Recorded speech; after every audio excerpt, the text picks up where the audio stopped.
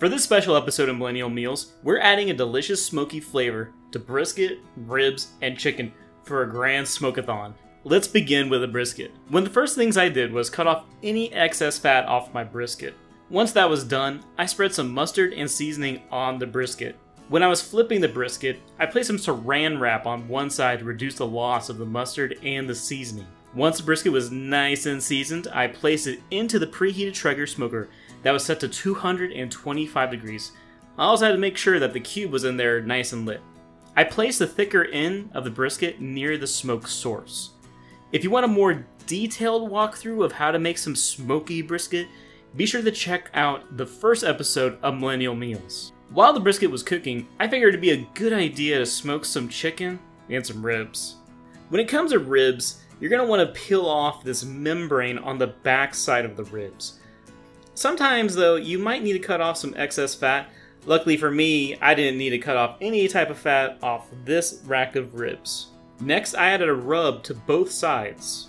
For those harder to reach spots, I lifted the ribs to hit them with some seasoning. After I was satisfied that the ribs were nice and seasoned, I sprayed the grill with some cooking spray to reduce the chance of sticking on the grates. I made sure to place the ribs on the far left-hand side of the smoker because I still need some room for the chicken.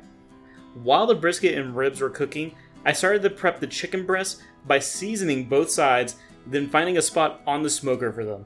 Every once in a while, I would go outside to check the internal temperature of the food. At one point, the cube went out, so I had to reload it along with the box that holds the pellets to make sure the ribs and brisket, well, and now chicken, get some nice smoky goodness. When I checked the chicken last, the internal temperature was over the suggested 165 degrees Fahrenheit spot. With the temperature being where I needed it to be, I pulled the chicken off after about 4.5 hours of cooking. Now, keep in mind your cook time may vary based on the smoker that you have, but make sure that internal temperature is 165 degrees Fahrenheit. After removing my chicken breasts, I found some leg quarters in the fridge and decided to smoke them as well. Now with these leg quarters, I want the internal temperature to be the same as when I was trying to cook the chicken breasts. The next thing that finished was the brisket. I wanted the internal temperature to be between 195 and 205 degrees Fahrenheit. I forgot how long I had it in the smoker, but generally it takes over 12 hours to thoroughly cook and give that brisket a nice smoky flavor. The last, but certainly not least, to finish was the ribs. Now with this, I wanted the ribs to be between 190 and 200 degrees Fahrenheit. And well, after 5.5 hours of cooking, my Smoke-A-Thon came to a close with the ribs finishing off the whole Smoke-A-Thon.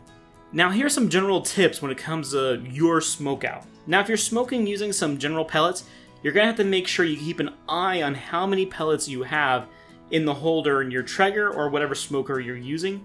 If you don't check, you can run out of pellets, which will affect your cook time and the flavor of your food. If the cube still has some burning pellets, you can either let it burn out on some cement or hose it down.